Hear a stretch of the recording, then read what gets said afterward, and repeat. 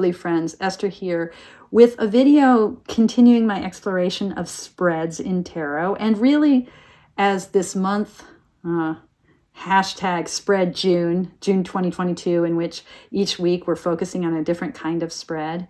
As this month unfolds, I'm realizing that really what I'm talking about are the archetypes of number as they're brought forward, especially in the major arcana, and how those archetypes of number, the archetype of oneness, the archetype of twoness, the archetype of threeness, fourness, and fiveness, how those archetypes of 1, 2, 3, 4, and 5, especially the big five, how they are kind of indispensable for our work with the cards, and particularly indispensable for our work with laying out the cards, with creating spreads that give our explorations with the 78, that give those explorations meaning and depth.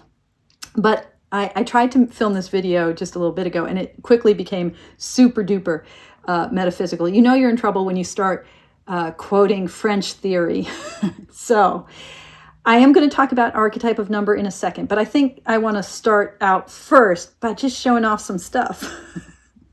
I'm using this setup again. This is in one of the workspaces that I enjoy in my house. The place that you're used to seeing me in is my tarot studio / meditation shrine room. I love that space, and I will keep filming from there. But this space allows me to show some greenery, to be at a table, which is nice, and to show off some tchotchkes. First of which, a teacher who I worked with, she's a high school teacher, and I did some mindfulness stuff for her students. She gave me this in appreciation. Some of you have heard me do my shtick on snow globes and snow globe meditation. I think I talk about it in my book. I talk about the ways in which all day long we're like a snow globe being shaken up, right? The world agitates us. We agitate ourselves. If life isn't crazy enough, we'll pick up our smartphones, our demon boxes, and start looking at Twitter, and that'll shake us up. And so that's what we do all day long. And mindfulness, I say, is like setting the snow globe of our busy bodies, hearts, and minds, setting it down, literally setting it down. Stilling our bodies, becoming still, and letting the snow settle. Anyway, this is a lovely snow globe with a Buddha at the heart of it. So that was very sweet. This is William. That's not my name for him. That's the Metropolitan Museum of Art's name for him. I fell in love with this. It's a replica of an Egyptian, like an ancient Egyptian hippo. As a kid, I don't know how I knew about William, and I always wanted my own replica, and this William has the strange habit of being able to be divided in two. It's actually like a card holder, or a photo holder, right? But I love my William. And this is Shy Man. A Balinese, if any of you have seen these, they make these all the time in Bali, or at least they used to. My sister went years ago on a honeymoon, not any old honeymoon, her honeymoon, to the man she's still married to. And she brought me back this guy, and I love him. I love the feel of him. There's that I know of, no explicit sacred meaning associated with him, but he feels like a religious icon to me. Love him. Shy Man. And then there's this guy. This is a malachite piece that my husband gave me, and it looks like a Buddha. It looks like a sitting Buddha. Am I making this up? He's extraordinary. So this is also one of my non-Buddhas who is a Buddha anyway. I got this chap to keep me company. And then some decks. Okay, so these are just the decks that right now I feel like I want to be working with at this moment. This is a deck I've had for a long time. A deck that I bought because Dan Pelletier said, it's a slow burn. meaning like this deck catches up with you. This is Tarot of the Sweet Twilight. And if you have not seen this deck, these are the backs. It's an, when did it even come out? It's a Lo Scarabeo. Well, I won't even be able to tell you what, 2009. Anyway, it's a very quirky deck with incredible color. My favorite card in it is probably the Empress, who is actually, we're moving this week into 3-card spreads. So this vision of the Empress is perhaps something that will inspire me this week. But I think I've been wanting to work with this. I've never really worked with it at length. When I first got it, maybe, I don't know, 5 years ago, I really loved it. I edged it, but I didn't start using it. I just sort of flipped through it, played with it. Anyway, Tarot of the Sweet Twilight. So I've been meaning to dive into it and really get to know it. I've been craving working with the hoi polloi, and I think, in fact, today when I do my card reading in a minute, this will be the deck that I work with.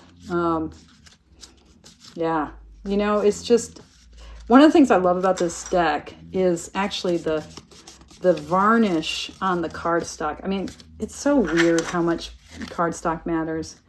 But, you know, the saturated colors, the insane colors, like these are not colors that you should love together, and yet they're perfect. You know, the artwork is really, really muddy. It's not like this is, I love the Moon Baby Tarot with its recoloring of this deck and its incredibly beautiful cardstock and its lovely edging. But nothing can really replace this vintage deck in all of its glory. Nor would you want it to. Nor was Brant trying to replace it. His deck is perhaps like the most brilliant homage deck that I've ever seen. Okay, so I want to be playing with the hoi polloi. My new edition of Danny Mystic's Mystic Masters with its make playing cards, linen cardstock, and it's just, whoops, a little slippy, that linen cardstock. That's why we love it. And it's gorgeous, gorgeous colors. I mean, just, and it's distressed and highly wrought and overworked and deeply touched images. This deck is a deck that comes to me feeling like it's been touched. And it comes to me drenched in meaning. And so I haven't really played with, I played with my first edition a lot, but I haven't played with this edition at all. So I'm going to be, oh, I love that strength card. It's perfect. It's perfect. So I'm going to be playing with this edition this week, I think. I will also be playing with my wonderful linen edition of the Gentle Tarot. This is not my favorite linen. I have to say that. The linen cardstock, it's a little, or the core, it's not, I'm such a bitch. I'm so demanding. It's not perfect, but this deck is as close to perfect a deck as one could hope for. Certainly if you're looking for something like the Gentle Tarot. If you're looking for a kind of deeply embedded and embodied self-compassion, rich, earthy, but also cupsy kind of deck, this is it. I love the Root of Thunder. And although I'm not so thrilled with the linen cardstock, this particular linen, the form factor, the size of the cards is perfect. And I really love these. I didn't think I would, but this is, you have access to the PDF guidebook, but then also by suit, you have these quick first-person statements for each of the cards. So what was that? Was that Root of Thunder? So for instance, Root of Thunder, so we know we can look for this color of the guide cards, and then quickly look at the Root of Thunder, and it says, do not hesitate to live and speak your truth with clear-sightedness and reason. Just this close, quick and close, intimate statement. Beautiful, beautiful affirmation. And a lot of the a lot of the cards begin with the first person, like the Eight of Thunder says, I am completely free, I have choices, and I wield the power to decide. That first person exploration is part of what makes the Gentle Tarot such a wonderful deck for self-development work. Okay, so that, I want to be working with that more this week. My Alleyman Tarot. I love this deck too. I've had really some amazing readings with it. I've got a bunch of extra cards in it. Not all of the extra cards, but this deck is so delicious and so delightful. And so I think I'll be playing with it some this week. And finally, and I may use this today in my reading today, my pagan Other Worlds playing cards. The one that came with the Kickstarter, which has the 4 court figures and has the artwork that really matches not just the spirit, but the content of the Pagan Otherworlds deck. This is beautiful. I mean, the Queen of Spades. This is just a beautiful deck. Beautiful playing card deck. And if you want to be doing any kind of work with playing cards, this is a wonderful place to start. I'm sorry. I just have to sniff my decks. What can I say? Okay, so a little show and tell. Hopefully that was fun. Oops. Okay, settling the table. Saying hello to my Buddhas.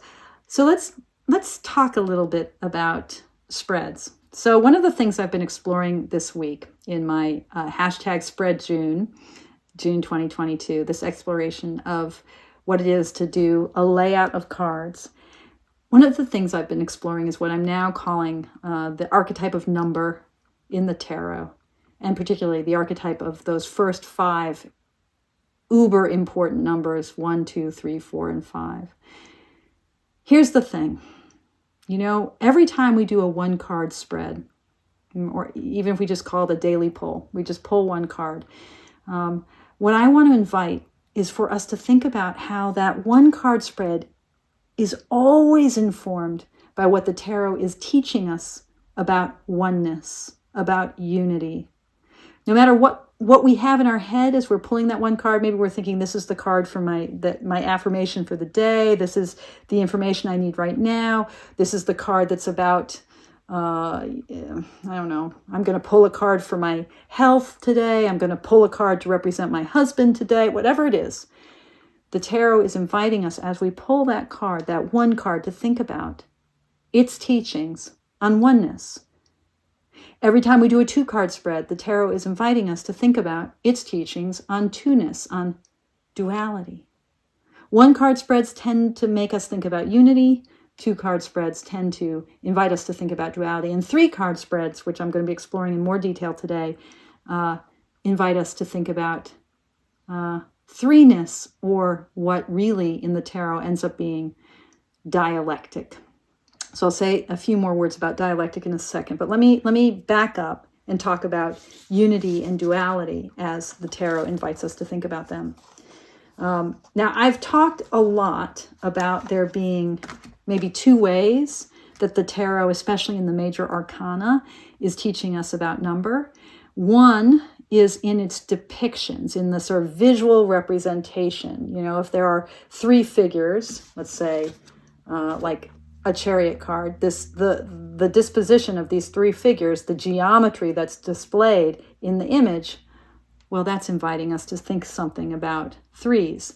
But the other, and perhaps the primary way that the tarot is inviting us to think about the archetype of number, is to think about the ways in which each card, by dint of its number, is representing that number's archetype. So, thinking about oneness in tarot, the 2 cards that most dramatically bring forward the archetype of oneness are the 2 1 cards in the tarot, the 2 cards that represent 1, or that are numbered 1. The Magician, and in the Waite-Smith justice, right?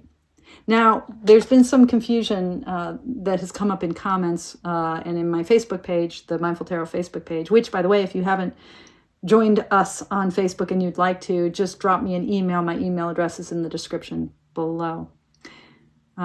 There's been some confusion that's come up where people we've been instructed, we moderns, we contemporary tarot readers, we contemporary occultists have been instructed and conditioned to think about numerology as involving a process of reduction, where you take multiple digit numbers and you break them down to single digits. It's a very valuable method. So you take a number like 11 and you say 11 is composed of the digits 1 and 1. So let's reduce it, let's break it down. And out of 11, we get the number 2. So that temptation then leads us to think about how this is a card that represents 2, because 1 plus 1, well, actually in the Roman numeral, you don't see this, but 1 plus 1 equals 2. Now, that's a wonderful method. It's a method that helps us do things like think about, tarot constellations, or soul cards or birth cards, or to calculate our card for the year by breaking down like the date to a single digit. Wonderful method. But this is not an either or. This is a both and moment. The tarot in its earliest moment, the very first tarot deck that has survived, that is a numbered tarot deck, is the 1491 Solabusca.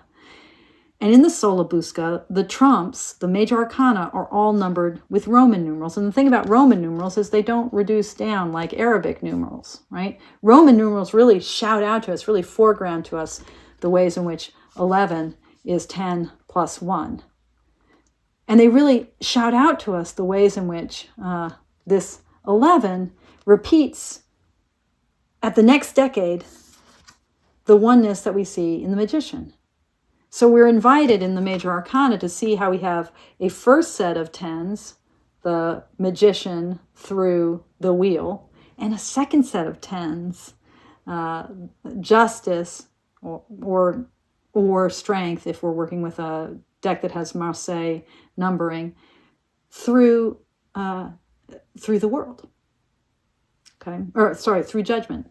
The world is 21, so now we're somewhere else again.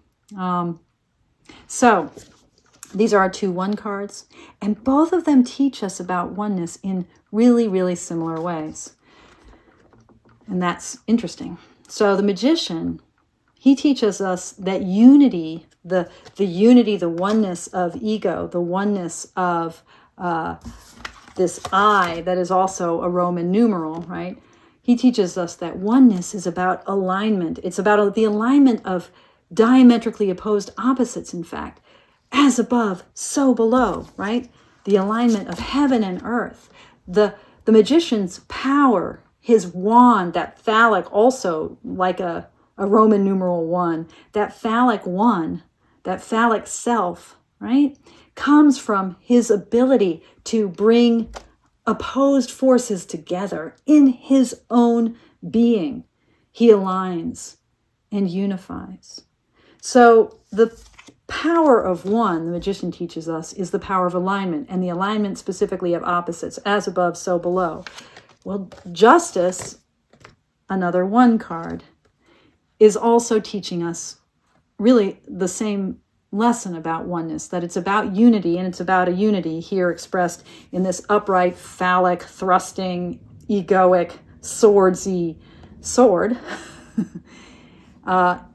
It's a unity that's also about how 2 things that are opposed, I'm trying to circle, I can't see what I'm doing.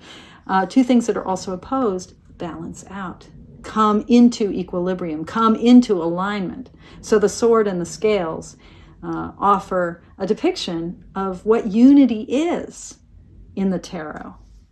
So what is oneness?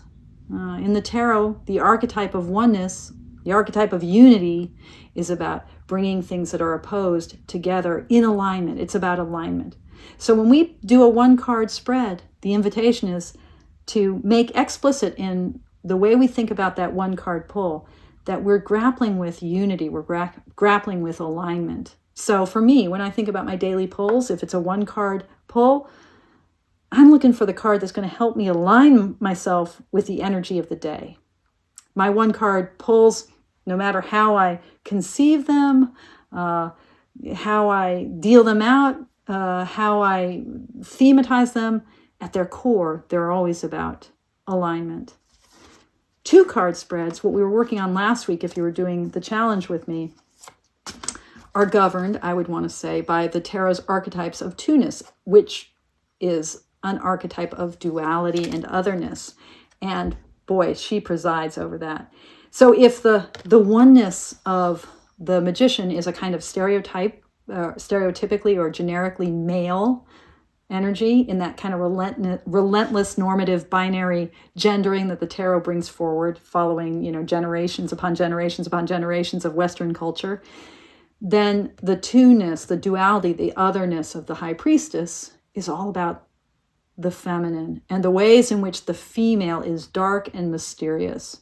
Okay, this is a gendered perspective here. This is a problem. We want to deconstruct that perspective. And in fact, the tarot does deconstruct it. That's why the tarot's binaries are so fascinating, because they bring them forward. Tarot brings it forward and then breaks it down. But that darkness, the mystery, the dark feminine, the black Madonna, it's the hidden esoteric depths, the source of wisdom that is tied up with what cannot be known, what isn't known, what isn't revealed, what is behind the veil, but a veil that can never really be pulled. It's always going to be underneath. It's always going to be hidden. It's also the duality of these 2 pillars. Where there's light, there's dark. Where there's bright, there's shadow.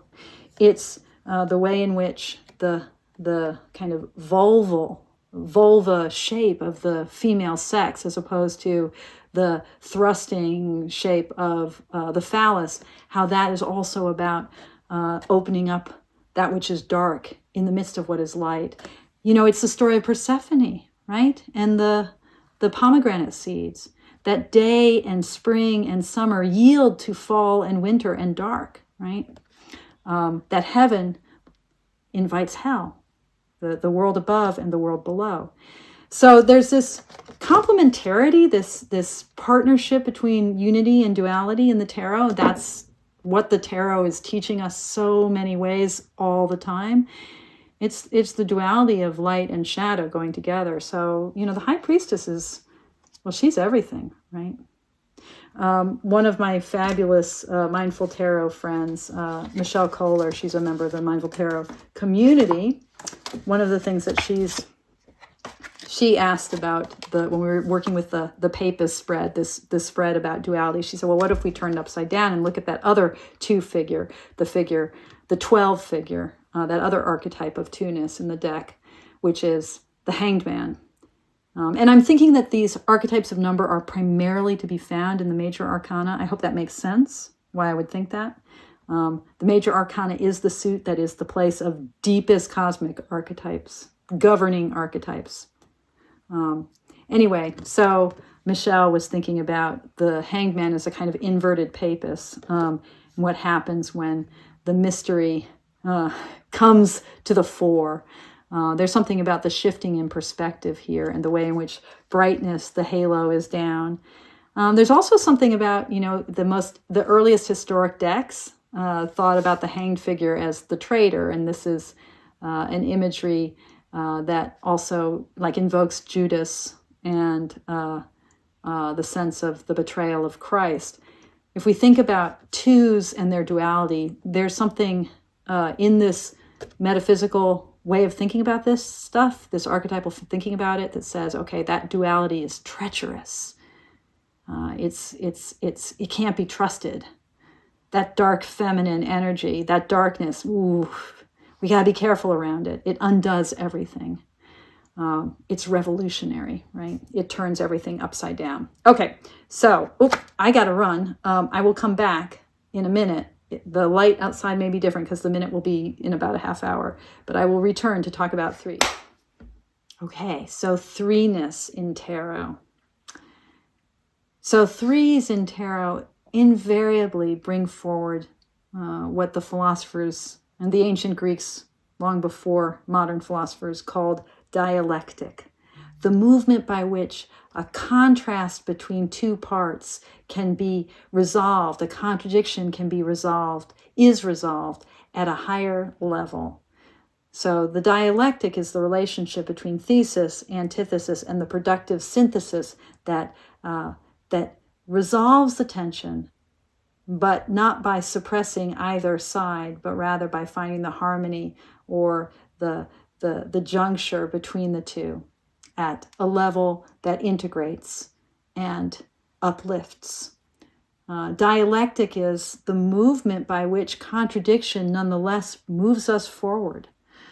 So in the major arcana, we see that idea of dialectic portrayed in very visual terms in a card like the Lovers that shows us how, from a very classic Western metaphysic, Western theological or religious or philosophical thinking, the ways in which the tension of gender is resolved in the mythology of heteronormative marriage, right? This coming together of male and female under the watchful eye of the heavens, that heavenly sanctioned relationship of marriage, which pulls together the two sides of the human, the male and the female, pulls them together in a single unity, male and female coming together as one flesh, right? That's the mythology, the mythos, the archetype of marriage as it's embedded in the card of the Lovers. That's a dialectic movement. You've got a tension, a dichotomy that's resolved, two halves that seemingly can never harmonize, nonetheless being brought together, revealing their unity. And unity is a key term here, because really what we're talking about is how the tarot in its archetypes of unity and its archetypes of duality continually manifests synthesis. So, this is expressed again in very gendered terms. The tarot brings forward the gendered oppositions of Western culture in the ways in which the oneness of the magician meets the duality of the high priestess. The sun god meets the goddess of the moon, right? Sameness meets difference, self meets other, male meets female. And what's the next resolving term? Nature, the natural world, Mother Nature, Demeter, right? The cycles of the seasons, the cycles of life. Life itself comes out of the tension of 1 and 2. We get 3. We get life. And then if you think about the third card in the second decade of the major arcana, we've got death. We've got the movement, the turning of life itself, in the way that death is about the completion of life and its carrying forward, and the turning of the wheel that is, I think, always symbolized whenever we see that X of a Roman numeral 10 in the major arcana, that turning of the wheel, that wheel of fortune, that 10th trump. So life, the wheel turns, death. It's just life renewing at another level.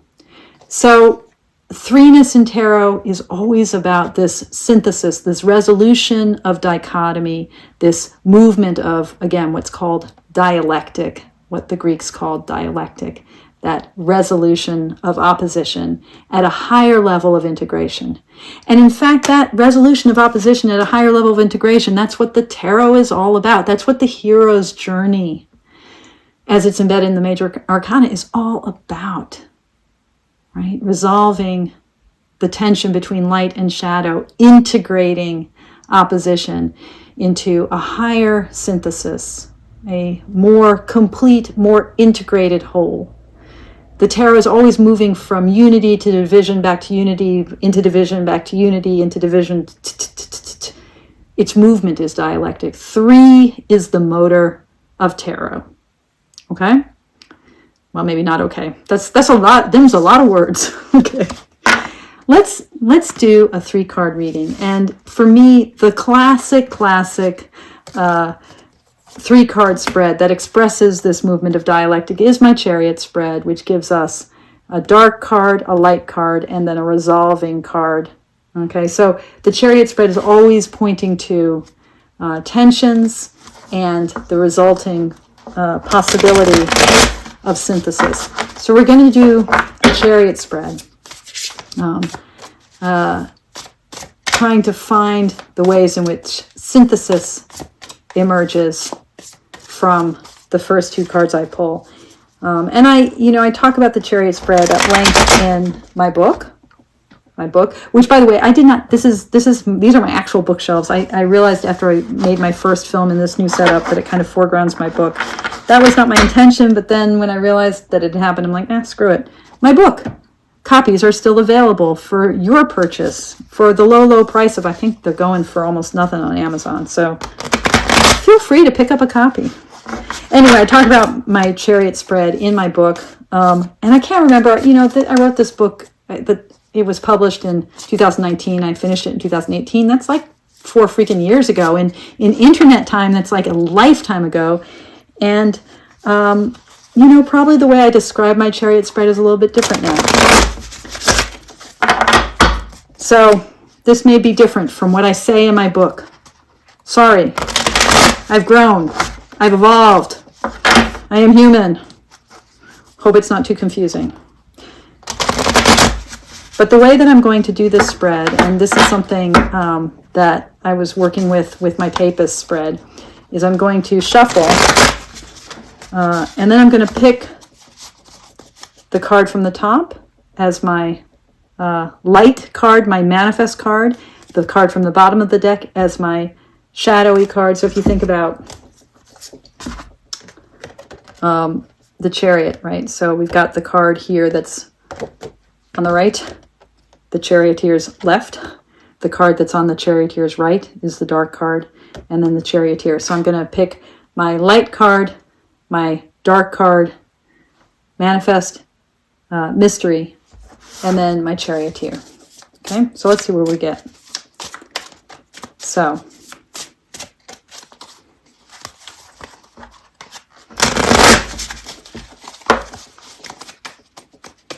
and just for good measure, one little hand over hand shuffle. Okay. For good measure. Manifest card, the card on the top.